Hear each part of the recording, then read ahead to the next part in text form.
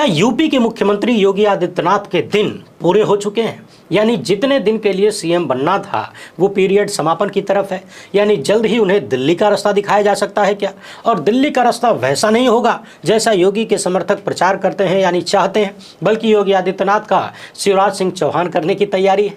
क्या यूपी भाजपा में भी योगी आदित्यनाथ के खिलाफ दिल्ली के इशारे पर जबरदस्त भीतरघात है और ये सारी लड़ाई नंबर 2 की है तथा वर्तमान हालात बता रहे हैं कि नंबर 2 की लड़ाई जीत पाने की स्थिति में तो योगी आदित्यनाथ बिल्कुल भी नहीं है। चर्चा तो यहां तक हो रही है कि प्रधानमंत्री मोदी के जन्मदिन से पहले यानी उनकी उम्र 75 साल होने से पहले यूपी ही नहीं देश में भी बहुत कुछ बदलने वाला है सत्ताधीशों को लेकर। तो यूपी में किस तरीके से योगी आदित्यनाथ के खिलाफ अलग अलग मोर्चों से मैदान तैयार किया जा रहा है एकदम आसान भाषा में आपको बताएंगे। इसके साथ ही चर्चा करेंगे यूपी के मुखिया के आधारहीन दावों की, यानी हुजूर कहते कुछ और हैं हकीकत कुछ और होती है। बड़ी जबरदस्त कहानी सामने आई है भाजपा की कमाई को लेकर भी। यकीन मानिए ऐसी कमाई दुनिया के किसी नेता और किसी पार्टी ने नहीं किया होगा जो महामानव की अगुवाई में भाजपा ने कर लिया है। बातचीत शुरू करने से पहले आप सभी से एक छोटी सी अपील है, पहली बार है तो चैनल को सब्सक्राइब करके घंटी बजा दीजिएगा टन से। हर एक वीडियो को लाइक और शेयर करना जरूरी होता है, तभी आपका ये चैनल मजबूत होगा। इसके अलावा आपको पता है कि हम किसी धन्ना सेठ या राजनीतिक दल के दम पर नहीं चलते, तभी आपके मुद्दों पर खुल के बात हो पाती है। हमारा काम पसंद आता हो तो इस QR कोड या अपने मोबाइल नंबर का प्रयोग करते हुए जो भी हो सके आर्थिक सहयोग भेजने का प्रयास जरूर करें। बहुत बहुत धन्यवाद। अब इससे पहले कि भाजपा की जबरदस्त कमाई और योगी आदित्यनाथ की संभावित विदाई पर बात करें, भाजपाइयों का एक विश्व गुरु टाइप कारनामा देख लीजिए। इस तस्वीर को सचिन गुप्ता ने शेयर किया है और बता रहे हैं कि कानपुर बीजेपी की उत्तर इकाई जिलाध्यक्ष अनिल दीक्षित को पैर में फ्रैक्चर हो गया। वो अस्पताल में भर्ती कराए गए और बेड के पीछे ही उन्होंने पार्टी का बोर्ड लगाकर कार्यकर्ताओं की बैठक कर डाली। यानी अस्पताल को ही भाजपा के उत्तर इकाई जिलाध्यक्ष ने पार्टी का दफ्तर बना दिया है ना। कितना बढ़िया जुगाड़। अब आपको इसमें कुछ गलत लग रहा होगा तो आप गलत हैं। सोचिए, जो बीजेपी देश भर में सैकड़ों की संख्या में न जाने कितने हजार करोड़ फूंक कर कथित तौर पर 5 स्टार टाइप कार्यालय बना सकती है, वो भी मात्र 10 साल की सत्ता में, तो अस्पताल में एक ठो बैनर टांग के कार्यालय बना लेना कौन सी बड़ी बात है। देश का जो कुछ भी है वो सब भाजपा का ही तो है और भाजपा का जो है वो मोदी का है, क्योंकि वही तो देश है। तभी तो उन पर सवाल करने वालों को अंधभक्त देशद्रोही कहते हैं। अरे भाई 11 साल होने वाले हैं, अब तो समझ जाइए यह फार्मूला। कब समझेंगे आप लोग? अब अपनी स्क्रीन पर विश्व गुरु टाइप का ये स्क्रीनशॉट भी देख लीजिए। 2024 का लोकसभा चुनाव जब शुरू हुआ तो भाजपा के खाते में 5,921 करोड़ के आसपास रुपए थे, मगर जब चुनाव खत्म हुआ तो खाते में 10,107 करोड़ से ज़्यादा रुपये हो गए। अब आप सोच रहे होंगे कि चुनाव में तो पैसा खर्चा होता है ना कुछ माइनस होना चाहिए था। यहाँ तो बीजेपी का लगभग 4200 करोड़ रुपया बढ़ गया। ये किस फार्मूले से हो गया? तो याद करिए, किसी विदेशी धरती पर नॉन बायोलॉजिकल प्रधानमंत्री ने क्या फार्मूला बताया था? कहा था ना कि A² + B² का जो फार्मूला होता है उसमें जो एक्स्ट्रा 2AB आता है वही है ये 2AB, जिसके कारण 4185 करोड़ लोकसभा चुनाव के दौरान बीजेपी के खाते में आ गया, यानी बढ़ गया। यानी चुनाव जब शुरू हुआ तो ओपनिंग बैलेंस 5,921 करोड़ था, जब खत्म हुआ तो क्लोजिंग बैलेंस 10,107 करोड़ हो गया। बाकी आप लोग टेंशन मत लीजिए। महंगाई को देखते हुए सरकार ने 24% सैलरी बढ़ा दिया है, यानी अब तक 1 लाख मिलता था, अब 1,24,000 मिलेगा। अरे भाई आपकी सैलरी नहीं बढ़ी है, सांसदों की बढ़ी है। ज्यादा खुश तो नहीं हो गए? धड़कन तो नहीं बढ़ गई? और सुनिए, बढ़ी हुई सैलरी 1 अप्रैल 2023 से लागू होगी, यानी लगभग 2 साल का जोड़ जाड़ के इकट्ठे मिलेगा सांसदों को। इसके अलावा और भी बहुत सारी बढ़ोतरी हुई है। अब तक निर्वाचन क्षेत्र भत्ता 70,000 था, अब 87,000 हो गया। कार्यालय का खर्चा 60,000 था, अब 75,000 हो गया। कंप्यूटर ऑपरेटर और स्टेशनरी के लिए 25,000 मिलता था, 50,000 मिलेगा। इससे पहले 2018 में इनका वेतन बढ़ाया गया था, 50,000 से 1 लाख किया गया था। दैनिक भास्कर बता रहा है कि हर एक सांसद को साल में 34 फ्री यात्राएं मिलती हैं। वो चाहे तो 8 यात्राओं को अपने सहयोगियों के नाम ट्रांसफर भी कर सकता है। सड़क यात्रा के लिए 16 रुपया प्रति किलोमीटर का भत्ता भी दिया जाता है, यानी इस रेट में बढ़िया ठीक ठाक वाली गाड़ी मिल जाएगी। और तो और मुफ्त सरकारी आवास और ऑफिस के लिए सालाना 50,000 यूनिट बिजली फ्री। इसके साथ ही 4 लाख लीटर मुफ्त पानी भी मिलता है। बाकी मेडिकल सुविधाएं और सरकारी गाड़ी, रिसर्च स्टाफ, असिस्टेंट की सुविधा, सब्सिडी वाला खाना भकोसने के लिए, ये सब एकदम चौड़े से मिलता रहता है। अब आप सोच रहे होंगे कि इनको इतना सब कुछ मिलता है तो कहाँ से मिलता है? अरे भाई, बेचारे गरीब सांसदों को ये सुविधाएं देने के लिए भारत की 140 करोड़ अमीर जनता है ना, आप लोग हैं ना, आप टैक्स भरते रहिए और सांसदों को सारी सुविधाएं यूँ मिलती रहेंगी। वैसे तो ये सुविधाएं इसलिए दी जाती हैं ताकि वो आपका जीवन आसान करें, देश के लिए काम करें, मगर रिजल्टवा ठीक उल्टा नजर आता है। ज़्यादातर सांसद अपना और अपने परिवार का जीवन आसान करने के चक्कर में ही नजर आते हैं। बाकी उनके कार्यों से देश का कितना भला हो रहा है ये सब आपके सामने है ही, कहना सुनना क्या है। बहरहाल अब आते हैं यूपी के मुख्यमंत्री योगी आदित्यनाथ के मामले पर।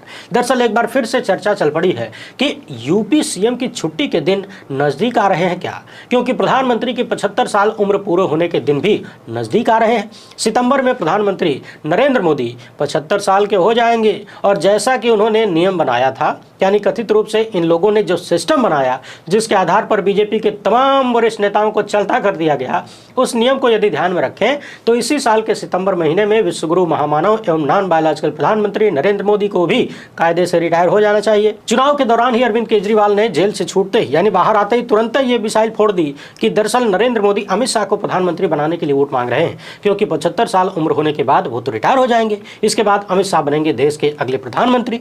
ये अलग बात है कि बीजेपी के नेताओं ने इधर उधर बतिया के बात को टालने की कोशिश की, मगर जिस तरह की खबरें बीच बीच में सामने आ रही हैं फुदक फुदक के, उनसे ये बात जोर पकड़ रही है कि क्या सच में अमित शाह नरेंद्र मोदी के 75 साल पूरे होने पर उनकी कुर्सियां खींच लेंगे, यानी नरेंद्र मोदी को भी मार्गदर्शक मंडल में भेज दिया जाएगा। अब जहां तक बात विश्वगुरु की है तो किसी भी हाल में हुजूर कुर्सी छोड़ना नहीं चाहेंगे, ये उनका कैरेक्टर बताता है। मेरी उनसे कोई बातचीत नहीं हुई है, लेकिन उनके जीवन और कार्यशैली को देखकर यह अंदाजा कोई भी लगा सकता है कि आखिरी हद तक वो व्यक्ति अपनी कुर्सी से चिपक कर रहना चाहेंगे।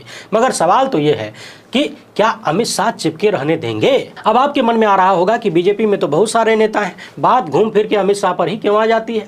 तो मामला यह है कि कंट्रोलिंग के मामले में भाजपा में शाह के आगे कोई भी नजर नहीं आता। भले ही उनके नाम पर वोट न मिले, मगर सेटिंग और तिकड़म के मामले में कहा जाता है कि वो टॉप पर हैं। जैसे जांच एजेंसियों का सदुपयोग करना, विपक्षी पार्टियों को जोड़ना, आवाज उठाने वालों की आवाज को और बढ़ाना, न डराना न धमकाना, प्रेम से पुचकारना, इन सब में महारत हासिल है। अच्छा, आपके मन में ये भी आ रहा होगा कि मैंने ये क्यों कहा कि अमित शाह के नाम पर वोट भले न मिले, वो तो शायद 8 लाख से ज्यादा वोटों से चुनाव जीते हैं ना।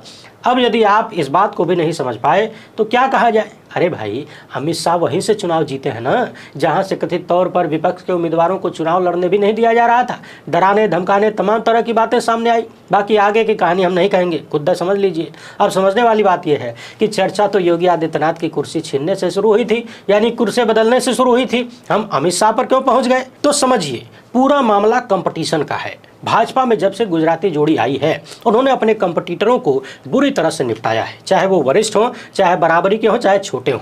आप देखिए, वसुंधरा राजे से लेकर शिवराज सिंह चौहान तक तमाम बड़े नेता, बड़े नाम मिल जाएंगे जिन्हें घर बिठा दिया गया। आश्चर्यजनक बात तो ये हुई कि इन्हें घर बिठाने की पर्ची भी इन्हीं के हाथों से निकलवाई गई। वसुंधरा राजे की तस्वीर याद है कि नहीं? अब आगे की बात समझने से पहले उत्तर प्रदेश की 2-3 खबरों को देख लीजिए। सबसे पहले ये वीडियो देखिए, भाजपा विधायक श्याम प्रकाश, इनको सुनिए, इनके बाद तांडव करने वाले विधायक के पास चलते हैं। हम तो चाहते हैं कि बाबा दिल्ली चले जाए, केशव जी उत्तर प्रदेश संभाल ले। अनिश्चित मेरे मन में जो आता है वो पूरा भी होता है साथियों। ये दिन एक दिन जरूर आएगा, आप देख लीजिएगा, इतिहास गवाह बनेगा। सुन लिया आपने, ये कह रहे हैं कि हम चाहते हैं कि बाबा जी दिल्ली चले जाएं और केशव प्रसाद यूपी संभालें। इनका ये भी कहना है कि हम जो चाहते हैं वो पूरा जरूर होता है। ये दिन जरूर आएगा भाइयों बहनों, केशव प्रसाद मौर्य यूपी संभालेंगे और इतिहास गवाह बनेगा।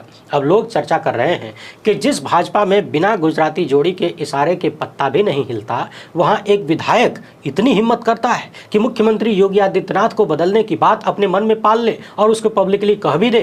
तो ये किसके सह पर हो रहा है? अपनी मर्जी से है या फिर कोई है जो कहलवा रहा है? अब ये खबर देखिए, भाजपा के ही विधायक है नंद किशोर गुर्जर। पिछले दिनों फटे कुर्ते में प्रेस कॉन्फ्रेंस करने निकल गए।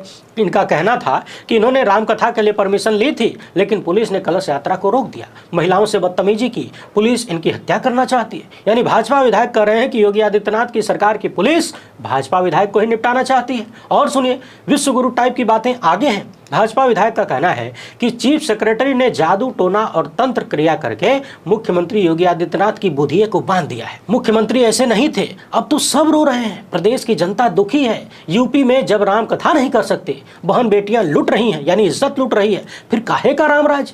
यानी भाजपा विधायक का मानना है कि चीफ सेक्रेटरी जादू टोना करते हैं, तंत्र क्रिया करते हैं और यही सब करके उन्होंने योगी आदित्यनाथ को बांध दिया है, यानी उनकी बुद्धि को बांध दिया है। अब सवाल यह है कि योगी आदित्यनाथ तो खुद अपने आप को योगी कहलवाते हैं, तो योगी के ऊपर भी जादू टोना चल जाता है क्या? बहरहाल बीजेपी विधायक योगी की सरकार को जबरदस्त तरीके से टारगेट कर रहे हैं और कह रहे हैं कि पूरा प्रदेश रो रहा है, जनता दुखी है, काहे का रामराज। और सुनिए, यूपी के चीफ सेक्रेटरी को इन्होंने कहा है कि ये दुनिया का सबसे भ्रष्ट अधिकारी है। अयोध्या की सारी जमीन अधिकारियों ने लूट ली, फर्जी एनकाउंटर में लोग मारे जा रहे हैं, फर्जी एनकाउंटर। 28 मार्च के बाद इनका कहना है कि लखनऊ जा रहा हूं, मुख्यमंत्री को सब बताऊंगा। और तो और चीफ सेक्रेटरी को धमका रहे हैं कि सुनो चीफ सेक्रेटरी, मेरा सीना होगा, तुम्हारी गोलियां कम पड़ जाएंगी। और सुनिए, विधायक ने यहां तक दावा किया है कि उनके पास कुछ ऐसी फाइलें हैं कि यदि वो जनता के सामने आ जाएं तो उत्तर प्रदेश की सरकार आजादी के बाद की सबसे भ्रष्ट सरकार साबित होगी। जी हाँ, चौंकिए मत, बिल्कुल सही सुन रहे हैं आप, कान में कोई गड़बड़ी नहीं है, न हमारी जबान में। यूपी के एक भाजपा विधायक का दावा है कि उनके पास ऐसे सबूत हैं, ऐसी फाइलें हैं कि अगर उसको सार्वजनिक कर दिया जाए तो यूपी की सरकार यानी योगी आदित्यनाथ की सरकार भारत की सबसे भ्रष्ट सरकार साबित होगी आजादी के बाद से। वैसे तो लगातार ये आरोप लगता है कि यूपी में विधायकों की कोई हैसियतें नहीं रह गई है, कोई औकात नहीं रह गई है, सारी सरकार अधिकारी चलाते हैं। यही आरोप नंदकिशोर गुर्जर भी योगी आदित्यनाथ पर लगा रहे हैं कि अधिकारियों ने योगी आदित्यनाथ को गुमराह कर रखा है। और सुनिए, इनका यह भी कहना है कि गाजियाबाद पुलिस के जो कमिश्नर हैं वो 5 बजे के बाद टुन्न हो जाते हैं, यानी दारू पी लेते हैं। भाजपा विधायक यही नहीं रुके, इनका कहना यह भी है कि सेक्रेटरी उनकी हत्या कराने की साजिश रच रहे हैं। आगे इनका कहना है कि हिंदुओं के लिए सबसे बुरा समय यही है, इससे बुरा समय कभी नहीं आया। ये सरकार इतनी भ्रष्ट है कि बिना पैसा दिए कोई काम नहीं होता है। नोएडा में किसानों को पैसा देने के लिए मारा जा रहा है, 50,000 गाय रोज कट रही, यानी भाजपा के ही विधायक योगी की सरकार पर आरोप लगा रहे हैं कि 50,000 गाय रोज कट रही है। आप कल्पना करिए कि क्या दिल्ली का हाथ कंधे पर हुए बिना योगी आदित्यनाथ के खिलाफ कोई भाजपा विधायक ऐसी बातें कर सकता है? उनकी सरकार पर सबसे भ्रष्ट सरकार, हिंदुओं के लिए दुर्दिन लाने वाली सरकार, जनता को परेशान करने वाली सरकार, फर्जी एनकाउंटर करने वाली सरकार तक के आरोप लगा सकता है क्या? हाँ, इतना जरूर है कि ये सब कुछ आरोप लगाने के बाद नंदकिशोर गुर्जर के खिलाफ कारण बताओ नोटिस जारी किया गया भाजपा की तरफ से। कहा गया कि ये जो बोल रहे हैं वो अनुशासनहीनता है, सरकार को बदनाम कर रहे हैं और 7 दिन के भीतर इनसे जवाब मांगा गया है। मगर सवाल वही है कि क्या नंदकिशोर गुर्जर ये सब कुछ अपनी मर्जी से कर रहे हैं या फिर कोई है जो उनके कंधे पर बंदूक रखकर चलवा रहा है ठाए ठाए? कोई विधायक यूपी की योगी सरकार को घेर रहा है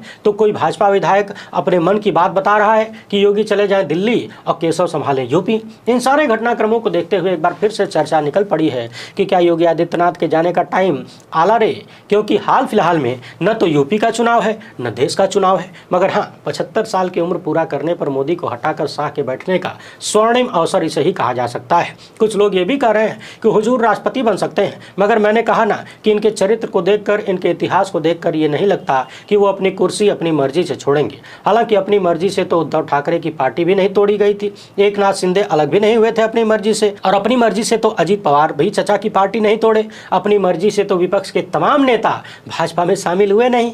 किसकी मर्जी से हुए ये आप जानते हैं, किसकी नोक पर हुए ये भी आप जानते हैं। कौन है वो स्वघोषित चाणक्य? तो देखना यह है कि अपनी मर्जी से चाहे जबरिया सितंबर महीने में क्या देश को नया प्रधानमंत्री मिलेगा और उससे पहले क्या अमित शाह अपने कंपटीटरों को निपटा पाएंगे। और कंपटीटर की जब चर्चा होती है तो पहले नंबर पर योगी आदित्यनाथ का नाम ही आता है। बाकी इंतजार करिए सितंबर महीने के आने का, क्योंकि इस मौके पर यदि अमित शाह चूक गए तो फिर शायद ऐसा सुनहरा अवसर दोबारा न मिल पाए। बाकी केशव प्रसाद मौर्य तो कई साल से इंतजार में बुढ़ाए जा रहे हैं बेचारे, अब मिलेगी कुर्सियाँ कि तब मिलेगी कुर्सियाँ। और केशव प्रसाद मौर्य के बारे में कहा जाता है कि अमित शाह के बहुत खास हैं, मगर समझने वाली बात यह है कि इन सारी समस्याओं के बाद भी, जनता की सैकड़ों समस्याओं के बाद भी यूपी के मुख्यमंत्री योगी आदित्यनाथ जनता के मुद्दों पर सच बोलते हुए दूर दूर तक नजर नहीं आते। ज्यादातर मौकों पर तो आम आदमी के सवालों पर बात ही नहीं करते। कुणाल कामरा ने कॉमेडी वीडियो बनाकर सत्ता से सवाल कर दिया, आलोचना कर दी, तो यूपी सीएम का कहना है कि कुछ लोग देश का चीरहरण करना चाहते हैं।